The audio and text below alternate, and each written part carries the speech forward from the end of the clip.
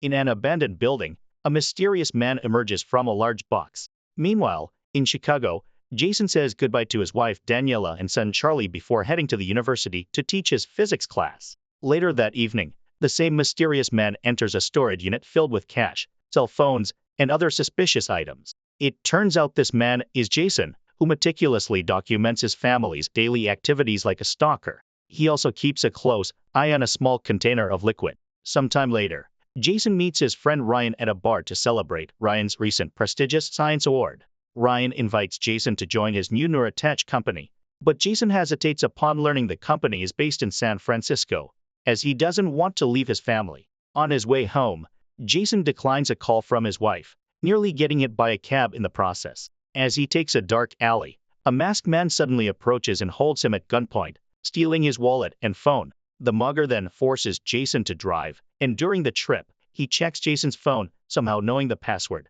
and inquires about Ryan by name. They arrive at the abandoned building where the mugger assaults Jason, takes his wedding ring, forces him to undress, and leads him downstairs. When Jason resists, the mugger overpowers him, injects him with something, and makes him put on different clothes before staring at the mysterious box until Jason passes out. Jason awakens to bright lights and doctors, feeling disoriented and unable to speak. After being put in a shower, he passes out again. Later, he wakes up in a bed and discovers the door is locked. Eventually, a woman named Amanda visits, rushing to hug him. Jason doesn't recognize her, which upsets her. Amanda explains that all tests show he's fine and he's finally cleared from quarantine. She takes him to an office where he recognizes Leighton from his college days. Amanda, a lab psychiatrist, introduces Leighton as the CEO and Jason as the chief science officer and co-founder. Leighton reveals dozens of people outside the room cheering for Jason, explaining that he's the only one who returned from the box. Jason, still confused, learns he's been gone for 14 months. They want to know what happened, but Jason only remembers being at the bar with Ryan. He panics and pushes them away, escaping to the elevator. Losing the group, he finds the front door locked, but the guard lets him out, believing he works there. As the alarm sounds, Jason jumps over a fence and runs through the forest to the city. He takes a cab, using the wallet and keys he found to enter his home, only to find Amanda there with everything moved. Amanda explains they live together, thinking he has amnesia. Jason calls out for Daniela and Charlie but finds an office and a science award in his son's room. When he tries calling Daniela, he gets the wrong number and is insulted. Amanda says he has no wife. As Jason searches the house, finding more strange things, Amanda calls for help. Soon, a truck arrives, and Jason screams at Amanda before escaping through the back door. Meanwhile, the mugger, now wearing Jason's clothes and face, enters Jason's actual home. He gets affectionate with Daniela and tells her about Ryan's offer, choosing her over a cold lab. They become intimate. Jason hides in an alley until the truck leaves and then enters his usual bar, only to be kicked out by the bartender, who doesn't recognize him. Next, Jason goes to the hospital, claiming there's something wrong with his mind, so they give him an MRI. He spends the night there, and the doctor later brings the test results. They found a psychoactive compound in his toxicity screen that they'd never seen before. They also searched for the names Jason provided, but found no one else with his surname in Chicago. The doctor starts reading Jason's biography from the internet, which begins with details matching his memories but then diverges, ending by stating Jason has been missing for over a year. He borrows her tablet and searches Daniela's maiden name to discover the address of her art show. After the doctor leaves, Jason steals a white coat to sneak around. Moments later, he arrives at Daniela's art show and discovers many pictures of her youth and himself. When he finally sees Daniela, he rushes to hug her and asks about Charlie, but she doesn't know who he's talking about. Soon, she leaves to welcome guests, and Jason notices Ryan is there too. While sharing a drink, Ryan asks about the compounds he made last year for Jason, who doesn't know what he's talking about. Ryan gets angry, but their conversation is interrupted by a speech from Daniela, who admits to wondering how her life could have turned out if she'd made different choices. Glancing at Jason. After the exhibition, Jason and Ryan go to Daniela's apartment and share a joint. Jason tells them what happened to him, and they're unsure if he's lying or crazy. Jason then asks why there were pictures of him at Daniela's art show. She explains they didn't see each other for years after their breakup, and one day he showed up talking about regrets, other worlds, and people's existence being about choices. He also mentioned a secret project, and that Daniela would never see him again. A desperate Jason begins telling them about the life he knows with them, and Ryan gets angry and leaves. Daniela lets Jason 1 stay the night, and he takes a piece of twine from a shelf to tie around his finger like a wedding ring. The next morning, Jason 1 calls Amanda and tells her he's about to walk into a mental hospital, so she leaves to find him. However, Jason lied, and he's outside waiting with Daniela. Once Amanda is gone, they enter the house, and Jason 1 starts mentioning all the differences. However, Daniela explains that when she got pregnant, he said he wanted a career, so they broke up, and she had a pregnancy termination. An argument ensues, and Daniela walks out, so Jason 1 grabs some things and follows her to apologize. After they return to Daniela's house, Jason 1 looks through Jason 2's notes and finally learns what happened. Jason 2 built a huge box that can make a person travel through the multiverse. He regrets not choosing Daniela over work, so he used the box to go to Jason 1's universe and steal his life. Now, Jason 1 is in Jason 2's universe to complete the switch. Meanwhile, Jason 2 is happily living Jason 1's life, though he has some trouble doing basic chores because he doesn't know where anything is. After breakfast, he goes to college to teach Jason 1's class, scolding the students for not paying attention. Later, in his car, Jason 2 calls Ryan and aggressively tells him not to call anymore because he isn't interested in his job offers and won't be changing his mind soon. In the evening, Jason 2 goes to a storage unit and puts away his gun, the mysterious box, and the mask. Then he checks on the box and installs a security camera that he can monitor from his phone. Back to Jason 1, he tells Daniela he put the twine around his finger so his wedding ring mark won't disappear, as it's the only proof he has that his memories are real. He shares some stories about his old life, and they end up kissing. The moment is interrupted by the doorbell and the phone ringing, but when Daniela picks it up, no one answers. When Jason 1 tries the peephole, lab guard Don shoots the lock and bursts in. Daniela tries calling the police, so Don shoots her in the head before tasing Jason and tying him up. Moments later, Jason 1 is again locked up in the room at the company lab. Layton comes to see him, saying he takes the blame for what happened to Daniela but also that Jason has become a danger to himself and others, so he must stay there for now. The next day, Detective Mason comes to the office to talk to Layton. She mentions that Jason and another employee named Blair have disappeared and asks a bunch of questions. When Layton asks why he's being questioned, Mason tells him that Jason was seen at a hospital and an art show. Layton feigns surprise and swears Jason hasn't contacted him. Next, Mason asks to talk to Amanda because she knows that Amanda and Jason were involved. Later, after the interrogation, Amanda yells at Layton for what happened to Daniela and for making her lie to the police. An argument ensues, revealing that several employees are missing, and with Jason's return, the police may soon put the clues together. As Layton expresses his desperation to know how Jason came back, Jason 1 announces he's ready to cooperate.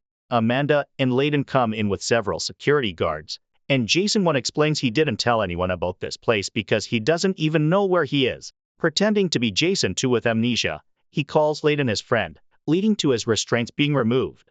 Layton then takes Jason 1 to see the box, and Jason uses the notes he read earlier to pretend he remembers some things. Layton fills in the gaps by explaining that Jason 1 is awed by discovering adaptive shielding that stops anything trying to get through. As Jason looks inside the box, Amanda tells him he's the only person to go in and return. The other 3 employees who tried haven't returned, and recording devices don't work inside the box. Layton then shows him security footage of the night Jason 2 entered the box, while no one was around. Minutes later, lab techs opened the box, but Jason was already gone. 3 days ago, after more than a year missing, Jason came out of the box. Afterward, Jason 1 studies Jason 2's notes and asks Amanda about her role. She explains she's a psychiatrist who trains the box pilots and that they use the compound Ryan made for the box trips. Amanda confirms they're dating, and the day before Jason disappeared, he was behaving strangely and went to see Daniela. Jason 1 begins wondering if he truly is insane or if he's not the person everyone thinks he is, causing a disturbed Amanda to leave the room. Then Layton interrogates Jason 1 again and realizes he's hiding something. He reveals they've kidnapped Ryan and forced him to share the story Jason told them at Daniela's. As Layton calls him an imposter, a furious Jason jumps across the table and attacks Layton, managing to punch him before the guards take him away. In another room, Dawn starts beating Jason 1 up and is ready to slit his throat, but Layton makes her leave. Layton is frustrated because he doesn't know how to use the box, mentioning he wants to solve problems like cancer and world hunger.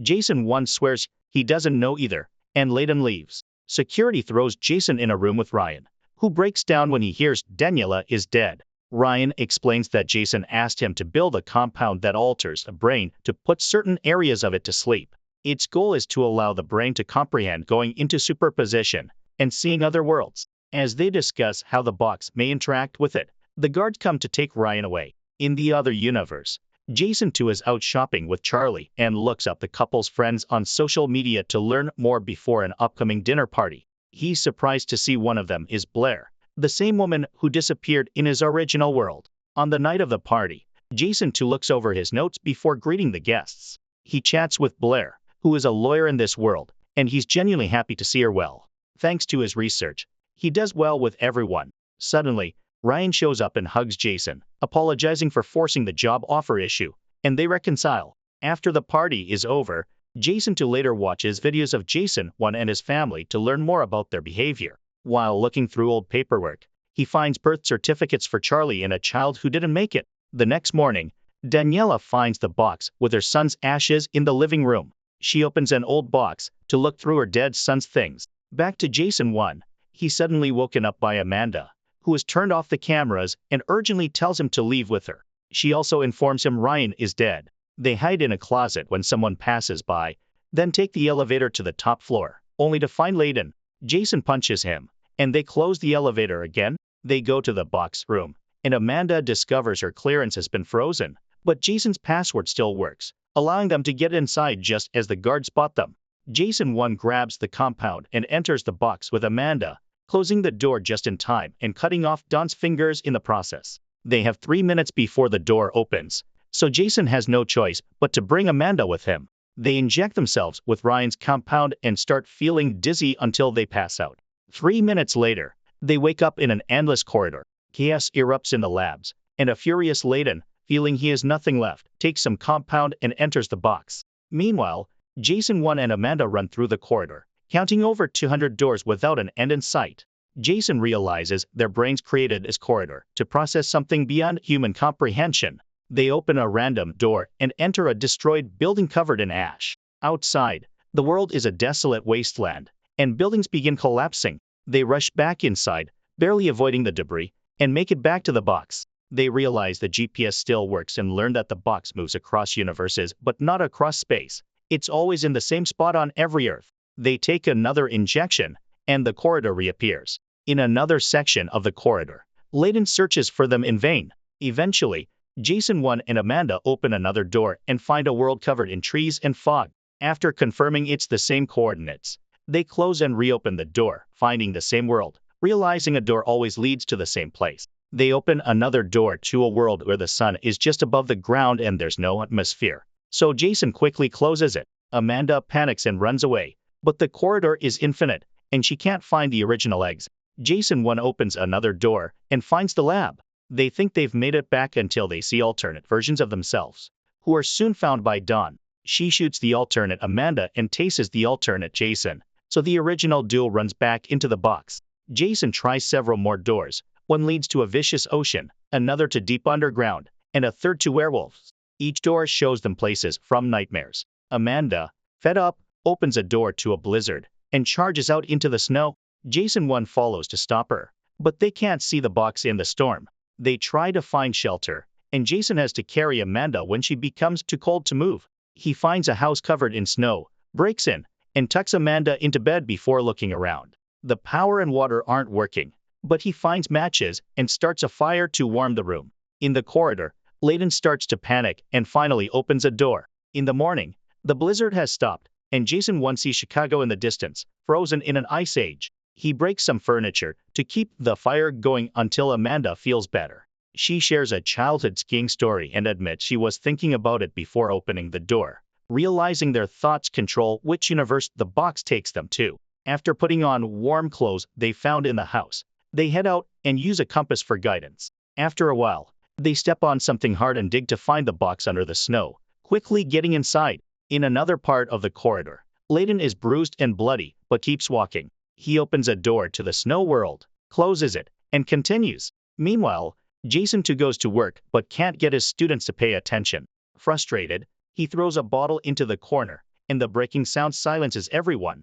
He then asks them to take out pen and paper for a pop quiz. Most students don't have pen and paper anymore, so Jason says anyone with only a device fails. The students protest, prompting Jason to change his mind and walk away instead. On his way out, a teacher asks him about the bottle, but he only announces that he quits. Sometime later, Jason too visits Layton, who in this world never took over his family's company. They share a drink, and Jason too realizes this Layton is a hedonist living off his trust fund with random lovers on his couch. Jason too tells Layton he quit teaching and wants to return to his old work while spending more time with his family. Layton explains he's already invested in Ryan's company and can't help, so Jason announces he wants to show him something. The duo goes to the abandoned building, and Jason too makes Layton take the compound. They enter the box, and the corridor appears, so Jason too asks Layton to clear his mind before opening a door. Meanwhile, it's Charlie's birthday, but only Daniela is there for him. They light a candle, and Daniela shares the story of the son she lost, revealing he was Charlie's twin and was born sick,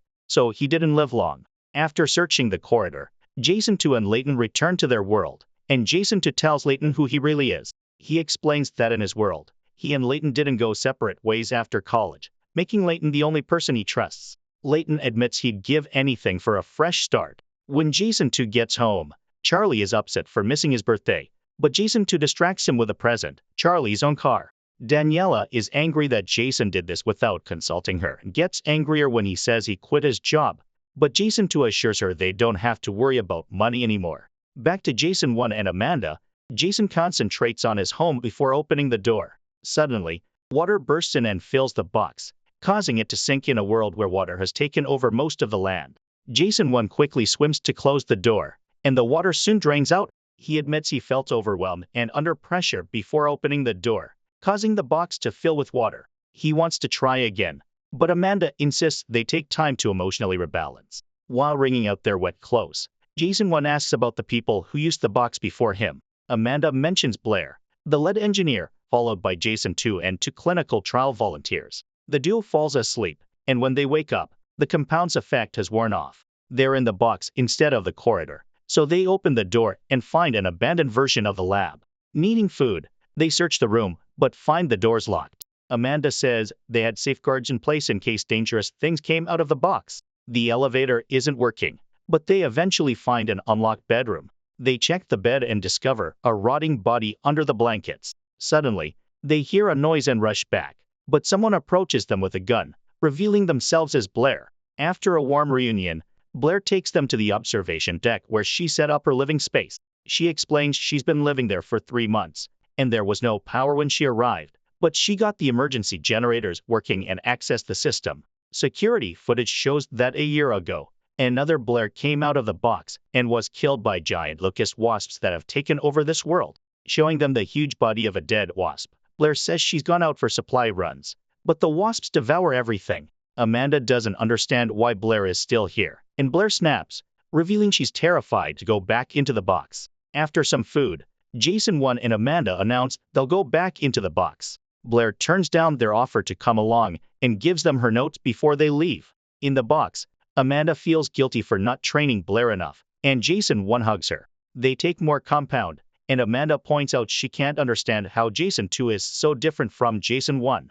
Jason 1 explains that if he'd given up the love of his life for science, he would be bitter too. This time, Jason 1 tries writing about the world he wants to visit before opening a door. They appear in the abandoned building, and Jason gets excited when they go outside and see a normal-looking Chicago. However, the city is empty when they take to the streets. They drive to his house, where an alternate Daniela opens the door, revealing she's very sick. She tells him the authorities had taken Jason away and told her he died. When he asks about Charlie, he learns he's dead in his room.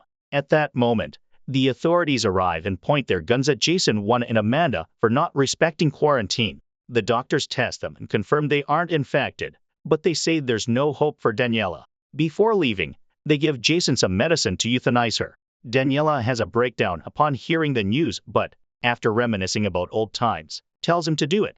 Jason 1 helps his wife die, then goes back into the box with Amanda, who comforts him as he cries. After a nap, Amanda suggests they ended up in that world because Jason 1 fears losing his family to an illness, like he lost his mom. This means they must control their subconscious too. They try again, and this time Chicago looks normal. Jason 1 enters his house and grabs a knife from the kitchen, fearing Jason the second of may be around. He startles Daniela when he opens the bathroom door, so he drops the knife to show he means no harm. However, Daniela picks up the knife and rushes to call 911, saying her ex-husband, who is supposed to be in prison, has shown up at her house. Suddenly, Charlie tackles Jason to the ground and tries to fight him, but Jason 1 pushes him off. He apologizes as Charlie yells at him to get out. Hearing police sirens in the distance, Jason 1 runs out and hides with Amanda. They need a safe place until the police leave, so Amanda takes him to a friend's house. The woman is terrified to see Amanda,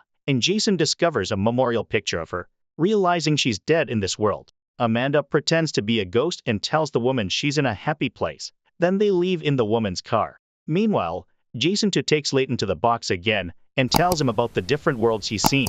Jason explains how to take the compound so Layton can do it himself, and they return to the corridor. They open random doors to peek inside, while Jason points out they only have access to worlds that branched off from theirs. They stop at a beautiful beach to admire the scenery before finally heading back. Jason 2 admits he doesn't have much compound left, but Layton interrupts, saying he'll pay a lot of money for all the compound after his training is done. Sometime later, Jason 2 walks out of the box and appears in his original lab. While stealing more compound, he notices blood on the ground. The employee guarding the area tells him another Jason appeared, but he left with Amanda and Layton following them, and the blood is Don's. Without another word, Jason 2 leaves and reunites with Layton, showing him all the compound he can sell. He also announces that after Layton leaves, he'll seal the box in this world so Jason 1 can't find him. A few days later, Jason 2 meets with Layton again, and they finalize the deal. Layton takes the compound and leaves into the box, never to return. Afterward, Jason picks up Charlie and shares some ice cream with him. Suddenly, Charlie starts coughing, having an allergic reaction to the nuts in the ice cream. Jason pulls over and finds an EpiPen to help his son. Afterward, he takes him to the hospital, where Daniela scolds her husband for forgetting something so important. Because of the incident, Jason forgets to roll down his sleeves, and Daniela notices the marks left by the compound injection. When they return home, she sees him flossing, something he's never done before. Meanwhile, Jason 1 and Amanda arrive in a world with a beautiful forest, and Jason takes extensive notes. He writes down the names of places he loves from his town, and they try various doors, but none lead to an exact version of Chicago. After dozens of failed attempts, they decide they need a break. They check into a hotel, have a nice dinner, and discuss what components make each person who they really are. However, the music is too loud to chat, so they end up dancing instead. Later in their room, Jason accidentally hugs Amanda while she sleeps, waking her up. Amanda admits she feels like her world is vanishing, and they decide not to sleep in the same space. Sometime later, they stop at another world, and Amanda announces she needs a day to herself, planning to meet back at the box tonight. Jason 1 visits a small art gallery and finds Daniela with blonde hair. They talk about her paintings, and Jason asks her to grab a coffee with him, but she turns him down, so he leaves. Amanda watches another version of herself who is married and has a child. That night, the duo reunites and realizes they don't have much compound left. At the next world, they check into another hotel, and Jason leaves to get food. Instead, he stands in the rain outside his old house, watching another version of himself dance with Daniela. He takes a while to come back, and a furious Amanda pushes him for worrying her. Jason 1 explains he watched his family here and thinks they're getting closer, but Amanda points out they need to come up with a new plan before the compound runs out. Meanwhile, Jason 2 decides to go to therapy, and his doctor is Amanda, a normal therapist in this world. Jason says he has everything yet doesn't feel fulfilled, and Amanda points out he may be idealizing some things too much. People expect perfection and get disappointed when they don't get it. At home, Daniela talks to Blair about her worries regarding this new version of Jason, but Blair only hears that he's hotter, cleaner, and richer. Daniela also mentions the marks on Jason's arm, and Blair advises her not to confront him because he'll lie. Instead, she recommends that Daniela follow Jason. That night, Jason 2 blindfolds Daniela and takes her to an art charity auction, surprising her by showing her private painting. This upsets Daniela so much that she asks to leave. During the car ride home, Jason says he doesn't understand what he did wrong. Daniela explains she's humiliated because he took her painting without her permission and brought her somewhere everyone knows her in a dress she hates. She admits she's still trying to figure out if she wants to paint anymore, and Jason says maybe she just isn't who he thought she was. After dropping Daniela off at home, he drives off, unaware that she gets in her car and follows him. A few hours later, Daniela watches Jason to go into his old storage unit and leave after a few seconds. She tries to get in after him, but it's locked, so she peeks under the door and manages to grab a compound sample. She immediately takes it to Ryan and asks him to discover what it is. The next day, Jason too goes to see Amanda, who understands how Daniela felt.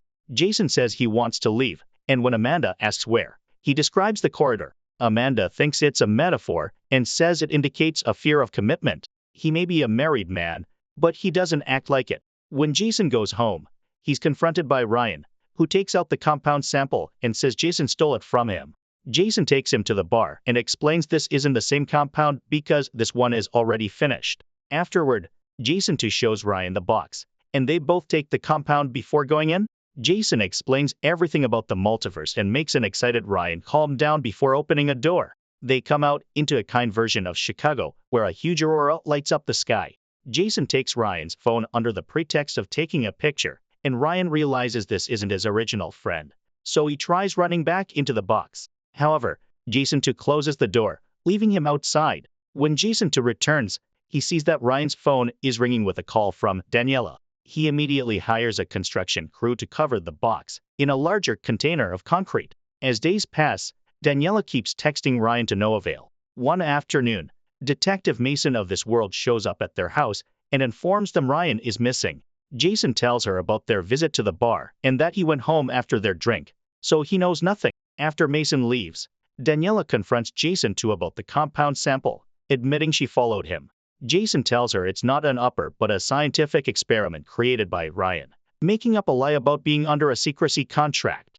Daniela asks him to stop taking it, and Jason promises to do so. She also asks about the storage unit, and Jason says it's full of stuff from his special project. Meanwhile, in the corridor, Amanda points out they've been in a constant state of fight or flight for almost a month, so they need a break. She opens a door and finds a utopian and futuristic Chicago. They walk through the city and learn it runs on cold fusion reactors. Amanda reveals she brought them to this world by thinking about a place where people agree on basic facts. Technology doesn't destroy everything, and everyone has empathy. After exploring, they go to a bar, and a couple at another table takes a picture of them before they split for the day. Later, they have dinner at a fancy restaurant, and Amanda says she looked up this world's versions of them. Alternate Jason sells insurance, while alternate Amanda went missing 2 years ago and has no family left. Amanda announces she got new passports thanks to retinal scan technology and access to the other Amanda's money, so she's decided to stay.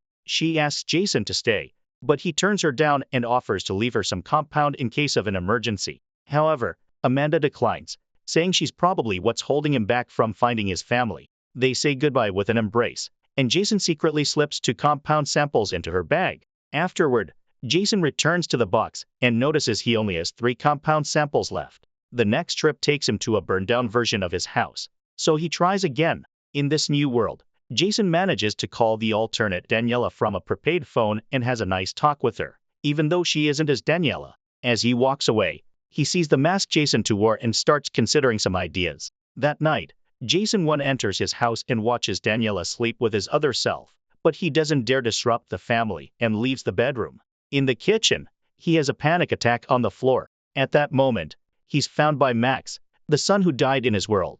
Thinking this is his dad, Max makes small talk and admits he feels like a disappointment to Jason, who hugs him to comfort him. However, he fails to say the right thing because Max is going through some stuff, so the boy runs back to his room, and Jason 1 leaves. Back to Jason 2.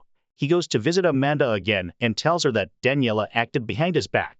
He says he's thinking of leaving, and Amanda tells him he's running from himself more than the situation.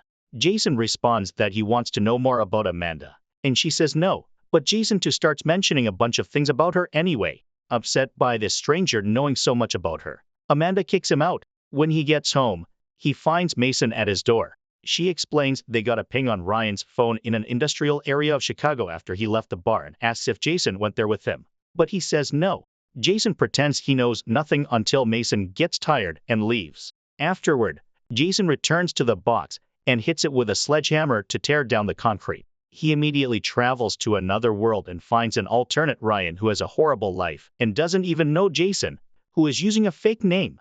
Jason too keeps buying drinks, and moments later, he brings that very drunk Ryan to his world. Ryan throws up and can barely move, so Jason has to help him get to this world's Ryan's apartment. He showers him and cuts his hair, leaving him in bed as the replacement. In the corridor, Jason 1 takes the last compound and writes about his first memory of Daniela with lots of deep feelings. Then he opens the door and finds the concrete surrounding the box. There's an empty compound sample on the ground, which gives him hope. Next, Jason goes to the bar, and the bartender recognizes him, so he hugs him in excitement. Then he runs to his home and peeks inside through the back door, seeing Daniela and Charlie together. At that moment, Jason too comes back and tells his family that they found Ryan at a bar after he went on a 3-day bender. Determined to get his family back, Jason goes to a sporting goods store and tries to buy a handgun for home defense, but he doesn't have a firearm owner's card. Instead, he ends up buying pepper spray and a knife. Seconds later, Jason too comes in and opens the conversation with exactly the same phrase,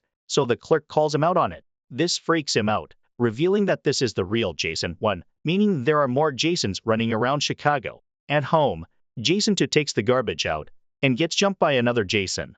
A fight ensues, and they fall to the ground as the knife from the store comes out. After a struggle, Jason too overpowers him, bites his arm, and repeatedly hits his head on the ground until he's dead. Then he drags the body inside and hurries to cover it up before Charlie sees it. Meanwhile, Daniela visits Ryan, who is still puking in the toilet. He recognizes Daniela as a client from the garage where he works and says the last thing he remembers is being at the bar with a stranger feeding him drinks. Daniela shows him a picture of Jason, and Ryan confirms that's the stranger. At the local hotel, Jason 1 gets his new knife and prepares for action, only to find another Jason in the corridor. They lock eyes and go in opposite directions.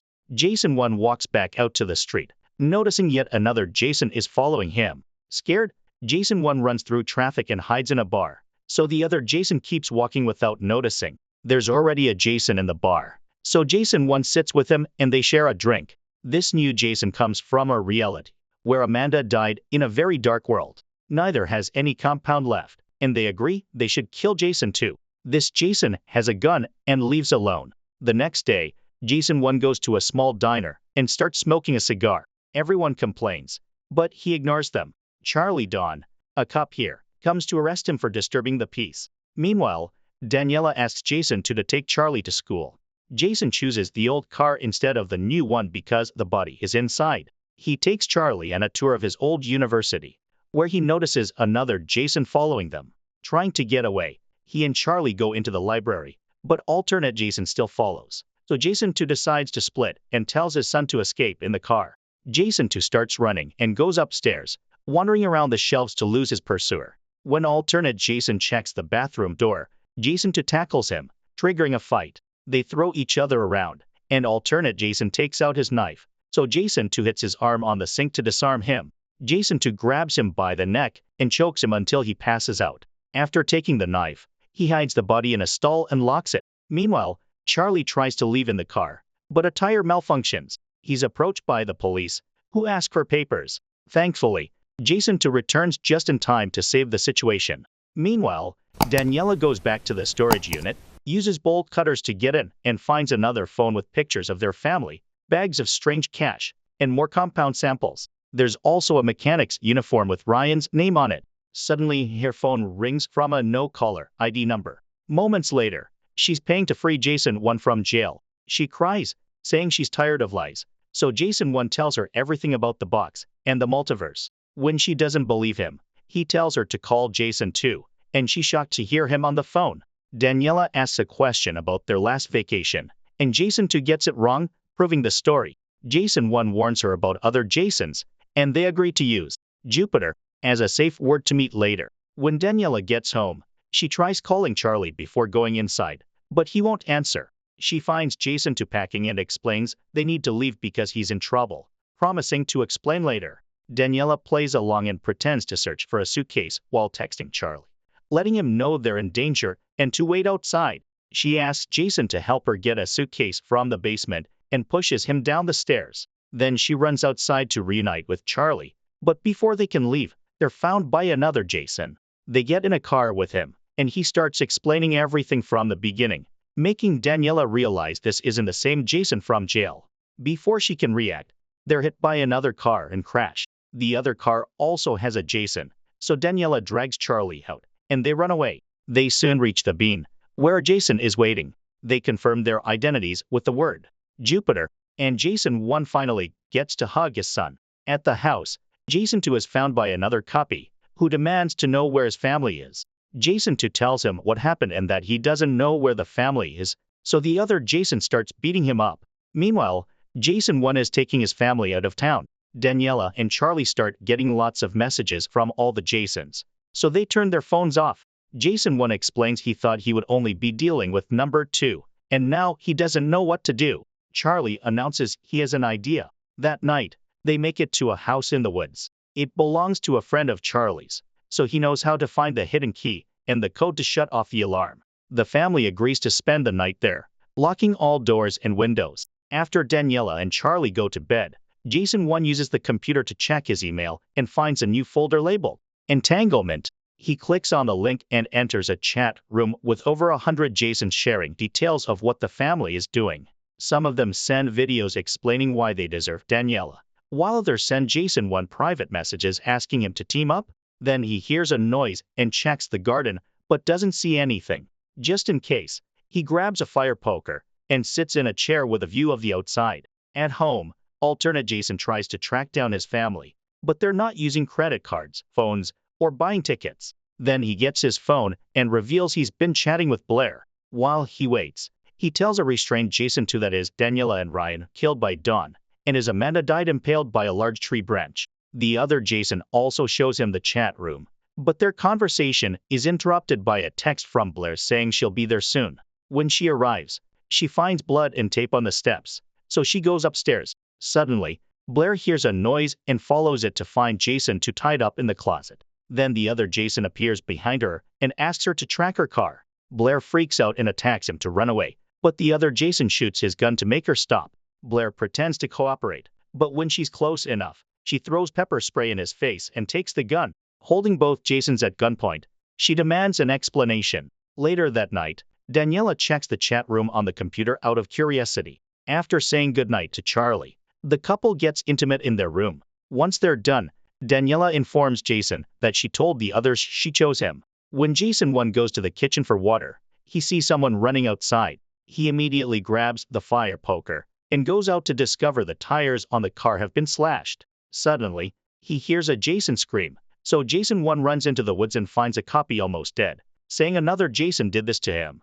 At that moment, a different Jason runs toward them but gets shot by a copy in the shadows. Terrified, Jason 1 runs back into the house and finds a guy already there with a shotgun. When he comes closer, Jason 1 jumps on him, but his alternate self overpowers him and starts beating him up. At that moment, he falls dead because Jason 2 has appeared and shot him. When Daniela and Charlie come downstairs, Jason 2 puts down his gun and apologizes for the mess he caused. Charlie punches him in fury, but Jason 2 keeps talking, explaining the other Jasons had a tracker on the car. Suddenly, they hear screaming and yelling outside as more copies keep arriving. Then, Jason 2 gives Jason 1 his wedding ring back and his car keys, telling the family to leave. They get in the car and drive off. A copy tries blocking their path with open fire, but Jason just runs over him and keeps going. As they escape, Charlie finds a box full of compound and the box with Max's ashes. There's also a phone with a recording from Jason 2, explaining he started everything because he was full of regret and envy. Sometime later, the family returns to the city and goes to the box room, where all the Jasons are waiting. The leader explains they don't want to stop them. They realize the only way for them to have a normal life is to leave this world, so they're saying goodbye. One of the Jasons tries to protest, but the leader shuts him up, reminding him Daniela and Charlie are the ones who get to choose. After some hesitation, the Jasons move aside, and the family enters the box. They all take the compound and cross a door to find a new home. Meanwhile, the others have happy lives in their new worlds. Ryan keeps inventing and finds the Amanda of that universe to befriend her. General Amanda is shining in utopian Chicago. Blair finally gets back in the box, and Leighton is still having fun visiting hundreds of universes. Make sure to subscribe and turn on notifications so you can watch more videos like this. Thanks for watching. Thanks for watching. Like this. Thanks for watching. Like this. Thanks